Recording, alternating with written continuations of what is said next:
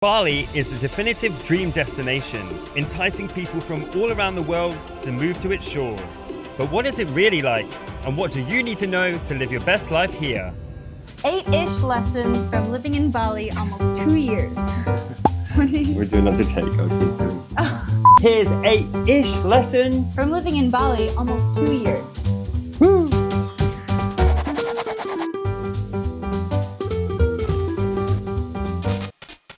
Living in Bali is like receiving a massive birthday gift, and then as you open it and you're like, oh my god, that's a great present, there's actually another one inside, and then another one, and another one. You just keep discovering more. Basically, it's the gift that keeps on giving.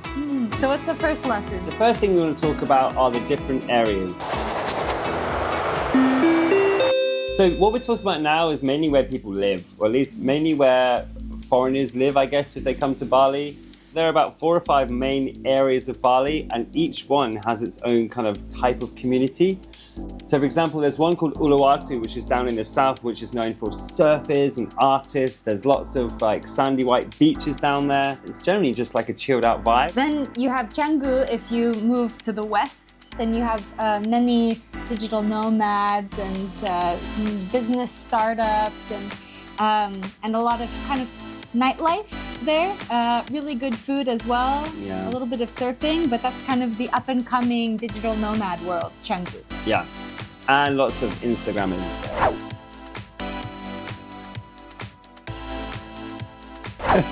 Yeah, it's kind of like the bougie, bougie kind of hipstery, more young vibe actually, I think, down in Canggu. Currently we're in a place called Ubud because we have Kerley's family visiting, and Ubud is like the Western spiritual center of Bali, where you have lots of mostly Americans.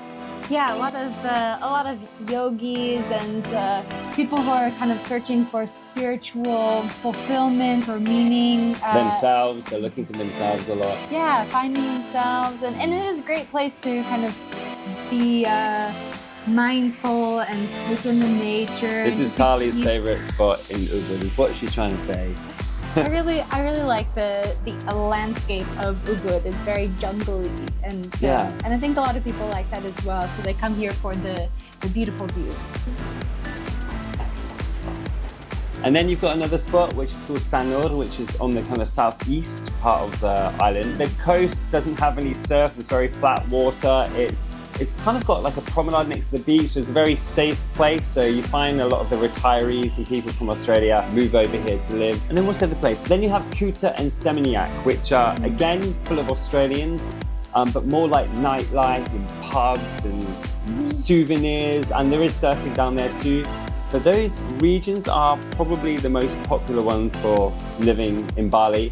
And then there are various other regions around Bali, like Ahmed and Tulamben and Mendawi and Menjangan, which people live there, but mostly they're working like in dive centers. Yeah, the further north and east you go for foreigners, you find a lot of dive shops or small businesses owned by people from different countries who go there a bit more for seclusion and peace and more authentic life.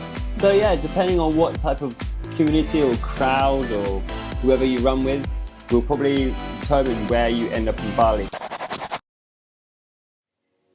Being open to cultural experiences or maybe adapting to the culture in Bali is really important as well, because religion is such a high priority for people here that you have so many ceremonies happening and so many events and just big aspects of social life revolve around religion, which is Balinese Hinduism. It's very unique, and it's really worth exploring too, and just engaging with your local friends. You'll very likely be pulled into different ceremonies or different parts of their tradition, and I think happen a lot. Yeah, it happens a lot. And there's this Balinese calendar that, you know, every day is something different. You're allowed to do different activities like marriage ceremonies or cremation, funerals, or whatever. Even working is all determined by the Balinese calendar, and it's very complex. But and you don't have to fully understand it, but if you're connected to local people and you ask them questions, they'll share what they know about the traditions and the customs of Bali. This is the third time we've had to record this because battery's running out, microphone not connected. Or actually, I shouldn't say that. Microphone not connected, and Now they are. patience. Actually, this is a good, it's a good lesson right now. It's one of the big takeaways, or just qualities that we've learned since being in Bali. As you might expect, maybe from not living in a Western country, sometimes things don't go as fast as you would like them. People don't turn up when they say will turn up. And there is a lot of traffic.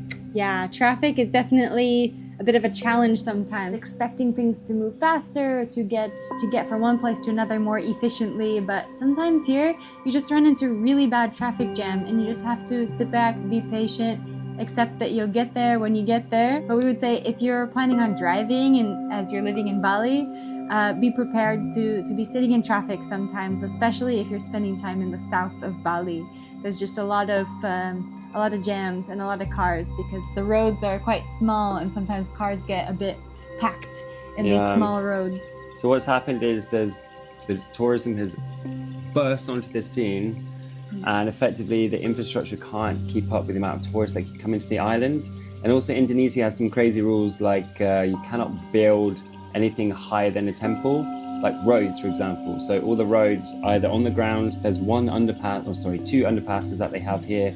Yeah, you just got to learn patience. And it is actually a skill that I'm leaving Bali with because I was a bit impatient before. And yeah, since kind of cycling around the world and also living in Indonesia now for 2 years, my patience is much better. Yeah, it's a great life lesson to take away. And yeah, share as you move on away from Bali, you know, there's something that we can take away from that and apply to different aspects of life. So it's a good thing.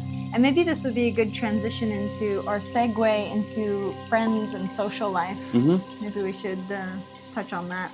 Okay, go for it. Yeah. Tell me about your friends. One bit of advice that we offer you is to make local friends. And that's just because once you've got local friends, they can really teach you about island life here, about the culture, about everything. And also they can take you to spots that you never knew existed, whether it's food places or restaurants or bars or karaoke's, because everyone loves karaoke here. To do that, which kind of leads into a next one, I guess, is to learn the language. Yeah, learn the language. Yeah, apply that with your friends. Try to practice with them also. And as you learn a bit more about the language and hang out with people and spend time with people who are from here, you feel more at home, you feel more comfortable, and you can get things done. It really helps with so many different parts of life when you're engaged with a local community. And yeah, learning the language, taking a few classes will give you that confidence to speak with people and to practice with these friends. And I think they really appreciate it too. So it not only will add value to your life, but it will also add value to your relationships. It's a very good point actually, it enhances your life and it enhances theirs, because a lot of people work in the service and tourism industry here, so practicing English is super good for them because it means they're likely to go higher up in their roles too. So I think that is actually an excellent point you made. Yeah, and people... Selling gin. And you might be thinking, well, how do I do this? How do I make local friends? And we would say, get involved with things. There are so many meetups, so many different events and activities, like you're saying music festival. Or one of my favorite things is just buy a beer and basically sit on the street. Or if you do sports, so I used to skate, well I still skate, but so I used to go to the skate parks and I'll meet friends there, or maybe if you play badminton, which is super popular in Indonesia, or volleyball. Yeah. We found out that if you literally just carry around a volleyball, take it down to the beach, people are like, hey, they want to come and join in. So actually, yeah, those little tools are really good at meeting people. Yeah, exactly, just little conversation starters. And also wherever you rent your place, like the people that we rent our place from have a big family. So for example, I'm having a leaving party today and all the family are coming, and so that's a really great way to maybe meet your local community around where you live as well.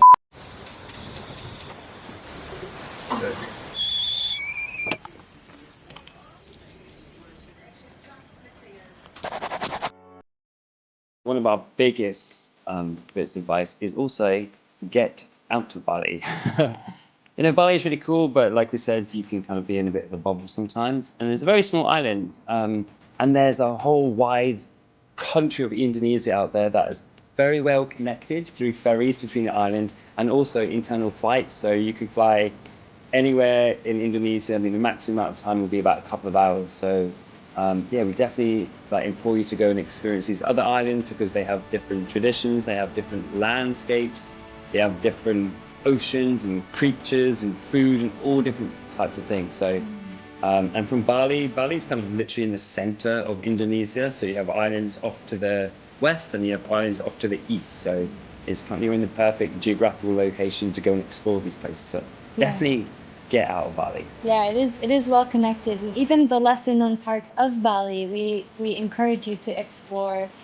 Just get off the beaten path, and we definitely urge you to experience at least some of Indonesia outside of Bali, because there are more than 18,000 islands to explore. She loves that fact. 18,000! There's so many islands, and there's so many I different... hope that fact's right. Yeah, I know. I've checked it. I've checked it many times. I tell everyone. But it's definitely worth just tapping into and exploring all the different activities there are to do in Indonesia and to learn from as well. If you're interested in just the history and the culture, it's very cool. What has been your favorite thing about living here? Apart from me. Besides taking you away from Bali, I think my biggest takeaway from living here in Bali is the pace of life here is different from where I come from in the US. The pace of life is very fast, very intense, not slow motion, and just so focused on like efficiency and instant gratification. But here in Indonesia and in Bali as well, where everything is very methodical and very mindful and kind of grounded and slow in a good way. It feels more natural to just move at this pace of life that many people move here in Bali, and that's, I think, being able to kind of slow down and just be more, just living more in the moment, I think, is something that I've really taken away from living in Bali, because there's so much to like take in and to experience at one time, and I think it's really helped me to kind of take a step back, reflect, and think of ways that I can apply that to my life in other parts of the world as well, even back where I'm from or in different countries where it's a bit different from here. I think that's something, slowing down, resting, and just kind of living outside of this time schedule that I used to be so like attached to, I think is my biggest takeaway. I think my biggest takeaway, and something I don't think can be, I don't know, maybe it can be replicated in different areas, but the people here. So when I landed in Bali, I was able to before like cycle across a lot of the eastern part of Indonesia. So it's quite nice. I've seen varied parts of here, and the people, both in Bali and all the other islands, are some of the nicest people that I've met.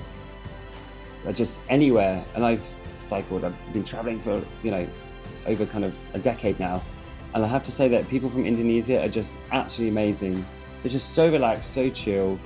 They really kind of take you in, even if you just know them for a day, like you become a part of the family. I mean, I've got a couple of surrogate families here who've really taken me into their family, and they're just super, super nice, super, super patient. And I think that's where the whole us learning patience from them, because you kind of replicate the way that people act around you, and just super friendly and just super willing to help. And yeah, the people here are kind of really what make like Bali and the group of islands around here. It's just been amazing to be a part of them, and it's something I'm gonna miss a lot. And I'm not saying that every other country doesn't have as friendly of people, and I haven't traveled to every country in the world, but this is one thing that would definitely stick out for me compared to a lot of other places I've been. So if anything, you feel super welcome when you come to Bali and indeed Indonesia. Yeah, for sure. They really do live in community, don't they? Everybody kind of supports. Oh yeah, so there's actually a thing called Gotong Royong, which means working together for the benefit of the community. And that's such a, I don't know, like a cultural point of people that live here. So, I mean, they help each other out. I mean, they don't expect to get paid or have anything in return, but you kind of, you know, you bring the community up together. And actually, if you want to see a video, I made a mini documentary about Gotong, so you can click up here in the corner.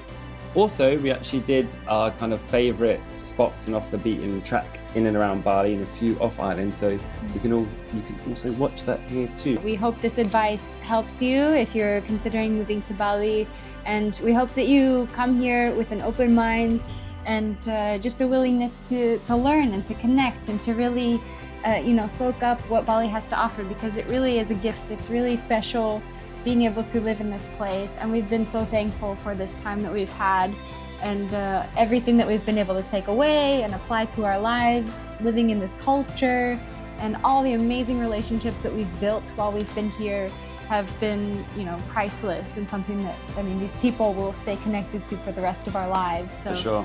Yeah. And if you want to see some of our other adventures or past adventures, then please click here. Or if you see what we're getting up to next, then click here. And and please help this kind of fledgling new channel out by subscribing if you like what we're doing. Hit the notification bell, because that will tell you every time we actually upload a video. And please just leave a comment underneath or something, because that just really tells the algorithm that, people are enjoying this channel. Yeah, we love comments. We love getting comments and somebody else. Yeah, exactly. It's so people fun. out. Yeah. Cool. Right. We'll see you in the next one. Yeah. Peace out. Bye-bye. Bye.